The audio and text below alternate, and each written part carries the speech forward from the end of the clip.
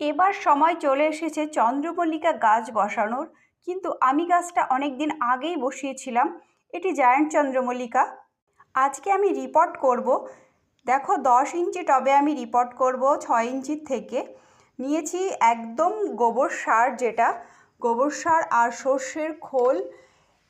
6 মাস আগে সর্ষের খোল, গোটা খোলটাকে জলে ভিজিয়ে রেখে দিয়েছিলাম, গোটাই ছিল খোলটা, সেটা কম্পোস্ট হয়েছে খুব সুন্দর। সেটা দিয়ে আমি গাছটাকে বসাচ্ছি।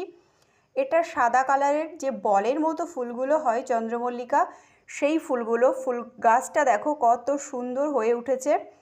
এই ফুল গাছগুলো সাধারণত যারা বড় বড় ফুল নেয় তারা একটা ডাল রাখে।